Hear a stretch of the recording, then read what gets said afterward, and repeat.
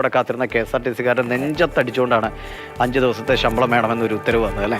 അതെ, അവരുടെ കയ്യിൽ നിന്ന് സമ്മതപത്രം വാങ്ങി ആരെയും നിർബന്ധിക്കില്ല എന്ന് പറയുമ്പോഴും സമ്മതപത്രം ഡെമോക്രസിന്റെ വാൾ പോലെ എല്ലാ കാലത്തും അതങ്ങനെ നിൽക്കുന്നു എന്ന് കൂടി ഓർക്കണം. എന്തായാലും ആ വാർത്ത മാതൃഭൂമി ന്യൂസ് പുറത്തുവിട്ടതിന് പിന്നാലെ ആ നിർദ്ദേശം പിൻവലിക്കാൻ തീരുമാനിച്ചു. പക്ഷേ ഇപ്പോൾ വന്നിരിക്കുന്ന ഒരു വിചിത്രമായ നടപടി, ഈ ഉത്തരവിറക്കിയത് KSRTC MD ആണ്, ഇങ്ങനെ 5 ദിവസത്തെ ശമ്പളം നൽകണമെന്ന്. പക്ഷേ നടപടി എടുത്തിരിക്കുന്ന അഡ്മിനിസ്ട്രേറ്റീവ് വിഭാഗത്തിലെ എക്സിക്യൂട്ടീവ് ഡയറക്ടർക്കെതിരെ. അപ്പോൾ എങ്ങനെയെങ്കിലും ഒന്ന് മുഖം രക്ഷിക്കാൻ, ഇപ്പോൾ MD ആണോ യഥാർത്ഥത്തിൽ കുറ്റക്കാരെന്ന് നമുക്കറിയില്ല.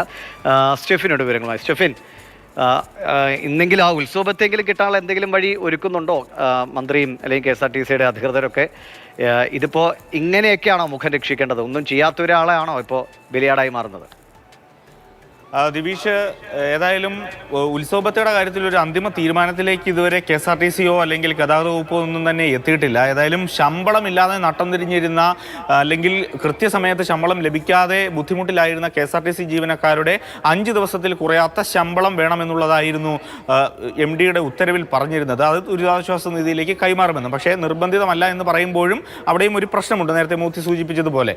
അപ്പോൾ ആ മാതൃഭൂമി ന്യൂസ് അത് വാർത്തയാക്കിയതിന് പിന്നാലെ ആ ഉത്തരവ് പിൻവലിച്ചു. പക്ഷേ ഏതെങ്കിലും തരത്തിൽ ഒരു മുഖം രക്ഷിക്കുന്നതിന് വേണ്ടി ഒരു സമീപനം ഈ KSRTC-യുടെ ഭാഗത്ത് നിന്ന് സ്വീകരിക്കേണ്ടതുണ്ട്. അതിനുവേണ്ടിയാണ് ഇപ്പോൾ അഡ്മിനിസ്ട്രേറ്റീവ് വിഭാഗത്തിൻ്റെ എക്സിക്യൂട്ടീവ് ഡയറക്ടറായിട്ടുള്ള ഷറഫ് മുഹമ്മദിനെ ആ സ്ഥാനത്ത് നിന്ന് മാറ്റി ഓപ്പറേഷൻസ് വിഭാഗത്തിൻ്റെ ഡയറക്ടറായിട്ടുള്ള പ്രദീപ് കുമാറിനെ ആ ചുമതല കൊടുക്കുകയാണ് ചെയ്തത്. പക്ഷേ ഒരു കാര്യമുണ്ട്, അതായത് അഡ്മിനിസ്ട്രേറ്റീവ് വിഭാഗത്തിൻ്റെ വഴിയാണ് ഈ ഉത്തരവ് CMD-യിലേക്ക് എത്തുന്നത്, ഒപ്പിടുന്നത് CMD ആണ്. എന്നാൽ അഡ്മിനിസ്ട്രേറ്റീവ് വിഭാഗത്തെ മാത്രം കുറ്റം പറയാൻ കഴിയില്ല, അതിൻ്റെ എക്സിക്യൂട്ടീവ് ഡയറക്ടറെ മാത്രം കുറ്റം പറയാൻ കഴിയില്ല.